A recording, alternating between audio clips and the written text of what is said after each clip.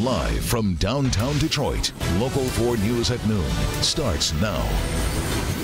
And a fire on Detroit's southwest side kills a man inside of this home, and you'll hear from his roommates who had to jump out of the second floor. A fire erupts in Redford Township, destroying a family-owned business that's been open for 56 years. But first, after a slick, slow, frustrating morning with dozens of accidents on the roadways, more snow is on the way for the evening drive. Really, Brandon? It was bad enough this morning and yesterday morning. I'm not trying to, rain on the parade here. I'm just giving the information. You're just providing the information. I'm expressing the frustration that everybody at home probably feels. However, the sun is out. How about that? Yes, it is very nice out there. And yeah, it's 34. It's not 74. But hey, it's February 1st right here in the D, and we'll take it. 34. Feels a little bit cooler than that. West-northwest winds at 10. So it feels like middle and upper 20s in most locations. Visibility maxed out at 10 miles. We have not said that with blue skies in a while. We do have some clouds filling in. Enjoy this next few hours here through the 2 o'clock hour, peaking at about 35 degrees, and 4 o'clock or so, some of these snow showers start to move in here with a cold front. So it is going to get colder tonight, overnight, into the next couple of days. And we're already seeing some snow showers ahead of this cold front as it approaches. Nothing big here, but the timing is poor with the evening drive. We'll show you here as we head into the 4 o'clock hour, a couple of spotty light snow showers in our west and north zones, and then more showers again through the commute and into the evening. Rhonda, I do have more sun. We're back to good news at the end of the forecast. We'll share it in the 7-day. All right, we do want to get to that, Brandon. Thank you. In the meantime, developing right now, a family-owned auto repair shop catches fire in Redford Township this morning. It's Walsh's Auto Service. It has been serving businesses. This business has been serving the community since 1961. It's located right here at 7 Mile, just east of Beach Daily. We are told that the fire began this morning when workers were trying to drain a gas tank. Firefighters are still there trying to put out the hot spots. At this point in time, we're doing a defensive attack due to the acetylene gas and chemicals inside the building. You should expect 7 Mile near Beach Daily to be partially or completely closed for the next few hours until firefighters have fully extinguished that fire. Although the auto shop is a total loss, everyone got out okay. No one was seriously hurt, but certainly our thoughts are with the Walsh family and the decades of families that have used their business over the years. In southwest Detroit, a 48-year-old father of 2 is killed after his home catches fire. It all unfolded early this morning here on Lane Street, just off of Verner Highway. Nick Monticelli been following this story for us since early this morning. Nick, talk us through how the fire started. Rhonda, it's a horrifying experience this morning, and fire investigators believe that the fire started here on the first floor right inside of this window, likely either a cigarette or maybe a space heater. There were some electrical issues that we'll talk about in just a moment. The roommate, the owner of this home, lived up on the second floor. He jumped out of the window down to the ground. His roommate, Alvaro Jimenez, was found deceased right inside the front door. I still can't believe that happened. But, it's real. It's like, oh, my God. Chris Kadzierski stands on his neighbor's porch, horrified that his friend and roommate Alvaro Jimenez died early this morning in a fire in their home. Chris lives upstairs and smelled smoke around 3 a.m. He tried to get downstairs, but you couldn't, if you wanted to. Not by the stairway, no. The fire was intense and growing, so Kadzierski made a quick decision. Closed the door, put my boots on and jacket, and I climbed to the called 911 and climbed to the window. Climbed and then jumped from the second floor. He was hoping Jimenez would be outside too, but it appears the fire started near where he was sleeping, a mattress in the living room. Fire investigators say it is an accident. Either a cigarette or a space heater could be to blame, especially since the home had no electricity.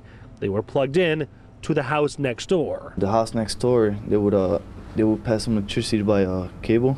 Both Israel and Nestor Jimenez say their uncle Alvaro was a kind man who leaves behind 2 daughters around 8 and 20 years old. He used to laugh about everything, he's a good guy. It's hard. I mean, you wouldn't imagine to be right here. Menez is originally from Mexico. His family says they're working to decide if they think he would want to be buried there or here in the United States.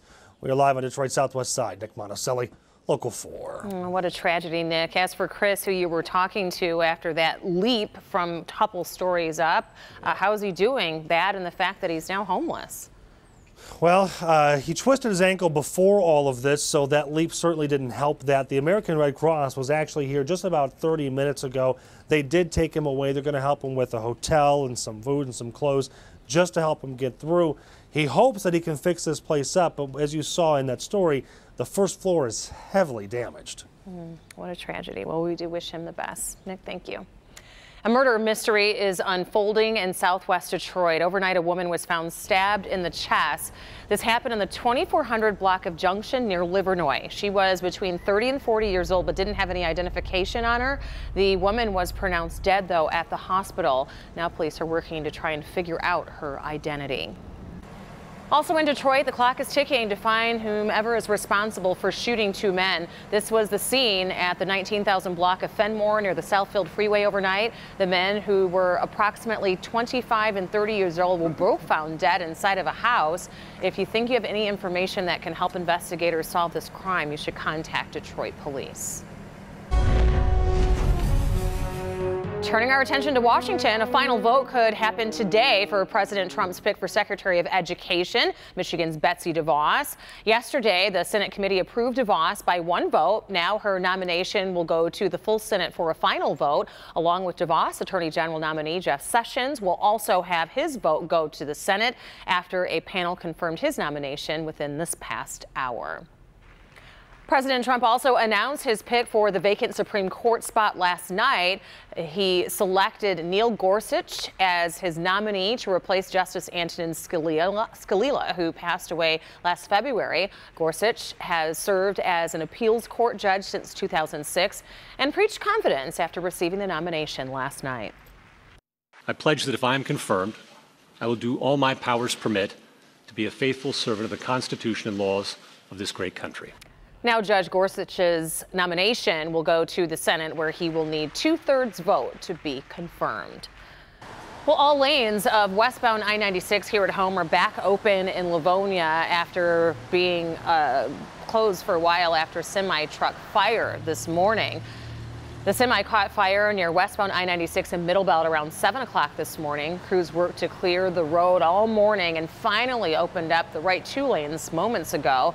At this point, it's unclear how that fire started, but thankfully, no injuries reported, although some significant morning commute backups, as you can see there. It may not seem that close. However, baseball is right around the corner, and the Detroit Tigers are getting ready to head off for spring training, which is definitely a sign of the season to come. Clubhouse staff began loading up the team's moving truck today, right before taking off to the Tigers' spring home in Lakeland, Florida. The Tigers' preseason will officially begin on February 14th when pitchers and catchers report, with their first spring training game that will take place on February 23rd. Opening day at Comerica Park is April 7th, with the Tigers hosting the Boston Red Sox. And nice to see that Pause was helping with the packing this morning as well. Local 4 News at noon, just getting started. Still ahead, the Big Three reveal their January sales numbers. How'd they do? We'll take a closer look. Plus, a fire destroys a family's home, how the Girl Scouts organization is now getting involved and helping the family. But first, more violence erupts in eastern Ukraine. What the latest fighting could mean for keeping the peace. Welcome back, everybody. New at noon. Fighting between government troops and Russia-backed separatist rebels in eastern Ukraine has escalated, killing at least 8 people and injuring dozens more. Lucy Kafanov joins us with the very latest on the fighting. The escalation in fighting kicked off on Sunday in the town of Dvivka, which came under an unexpected assault from insurgents seeking to wrest back territory controlled by Kiev. Now, this is now the 4th straight day of clashes between Ukrainian forces and Russian-backed rebels. We do have to remember that the war itself in East Ukraine has never stopped. There's been a consistent low-level insurgency across the area, but Avdiivka is significant because it's a major stronghold for the Ukrainian army. Now, they recaptured this town from pro-Russian rebels back in 2014.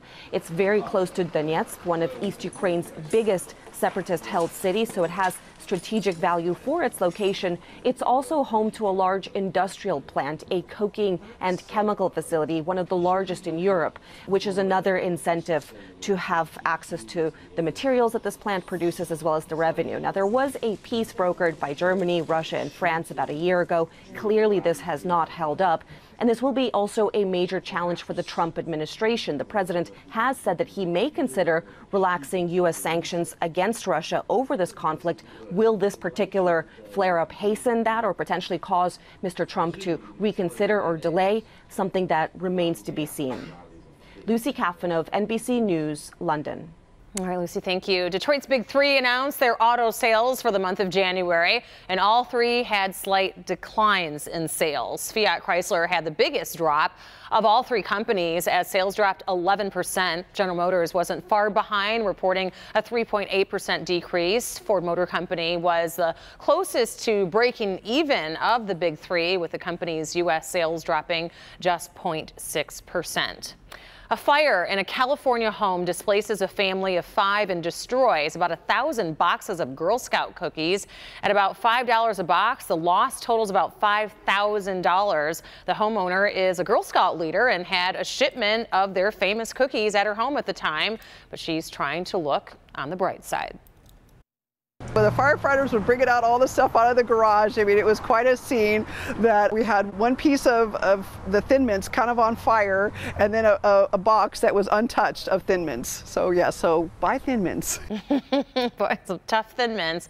Fortunately, no one was hurt, including the family pet, and the family seems to be staying upbeat about it. The Girl Scout Council said that they will replace the cookies. Well, he's one of the highest paid actors in the world, and new at noon, there's a new lawsuit that reveals Johnny Depp's out-of-control spending habit. More on that. Also, Brandon, please don't let the sun go away anytime soon. We need it. Back to you. A little while longer. 34 degrees here now with some sun. Soak it up. Vitamin D. We do have more sun in the forecast, but look at these numbers to the north. Single digits and teens, tracking a cold front, not only cooling, maybe a little more snow headed your way. Social media.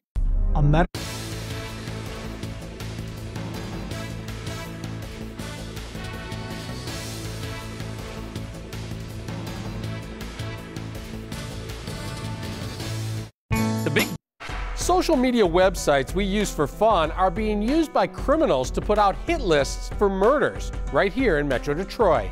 Posting pictures on Instagram of people on the hit list, shoot to kill on site. An investigation found several people who appeared on local social media hit lists were shot, and at least 4 people were killed. Now the feds are fighting back. In these cases, even those who are directing murders can be charged and held responsible.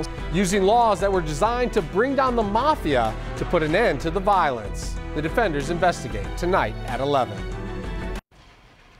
The Signing of the Stars event announcing the 2017 recruiting class for the University of Michigan football team. It's going on right now at the Chrysler Center. It's quite the event, as this is the National College Football Signing Day. The event at the U of M started a few moments ago, and it's pretty awesome. It runs until 2 o'clock this afternoon. Fight song, the crowds, everything for the new players.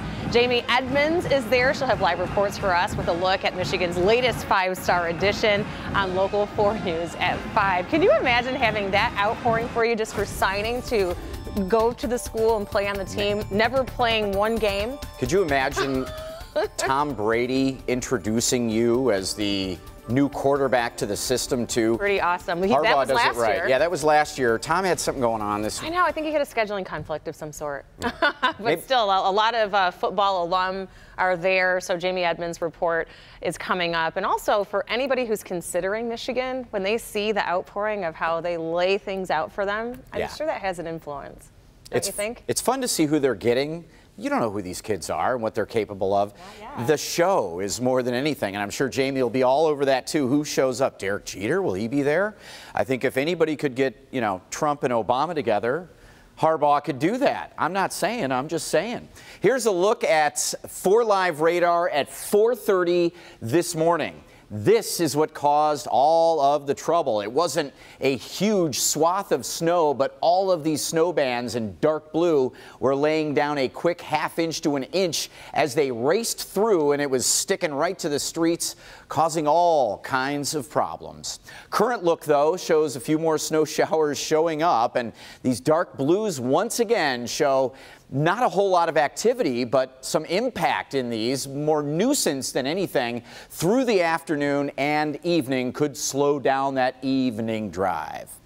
Enjoy the sunshine, soak up that vitamin D. We do have more sun Thursday, Friday, Saturday. Just saying, 34 degrees, west-northwest wind at 10, so the feels like, or wind chill number if you're heading out, 26. That's what you want to dress for. Going to hang right here in the middle 30s. Cold front is coming, so we're not going to get a big boost in numbers, and those clouds will start filling in a little bit more. Snowy again after 3 or 4 o'clock this afternoon and through the evening hours, but tonight and overnight we'll get some clearing, and behind the cold front, colder air obviously coming in, so we're down to about 15 with wind chills single digits on your Thursday morning. Thursday is Groundhog Day. We rely on this all year long just to know exactly what's going to happen. Punxsutawney, Woody, they know what's going on here. We've got 6 more weeks of winter according to our forecast, showing at least some sunshine around in the morning. Sun comes up about 7:45. It's a real low angle, so it's not until about 8:15 at the Howell Nature Center that we see Woody the woodchuck look for his shadow. Bring it to you for sure. There's that cold front. We're watching it very closely. It's more of an impact on temperatures Thursday, Friday, and Saturday than a snow event this evening, but the leading edge of this will produce snow showers into the area, and again through the overnight and past midnight things get a lot more calm as we head into tomorrow. A mix of sun and clouds, breezy teens and 20s, and that will feel even chillier in the morning, and we're hanging right there Friday, Saturday, cold stuff. Round tracking a little bit of snow on Sunday morning, Super Bowl Sunday, 1 to 2 inches, not like the storm 2 Super Bowls ago, so it's manageable. Oh, we'll never forget that one. Thank you, Brandon. Johnny Depp's $2 million monthly spending, $2 million monthly spending is to blame for his money woes. That can't be surprising. That's all according to his former manager. And a countersuit filed today. The manager listed one example after another alleging Depp's excessive spending. These include $75 million on 14 homes, $18 million on a yacht, $4 million on a failed record label, and a mere $30,000 a month on wine. Depp initially sued his former managers, claiming that they mismanaged his finances, but they say that the star ignored their repeated warnings. Things got out of control for him on the spending, you think?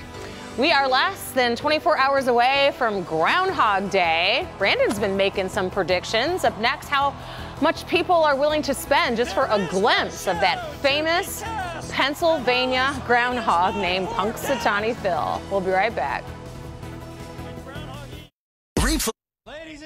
Just how big is this event in Punxsutawney, Pennsylvania to see Punxsutawney Phil? Boy, are people paying a lot to be there. Travel site recently looked at average hotel rates in Punxsutawney, Pennsylvania. Average price for a one-night stay, $450 for a night. For comparison, folks in Houston for the Super Bowl paying about $340 a night. Is Bill Murray? It's a big event. I don't think so.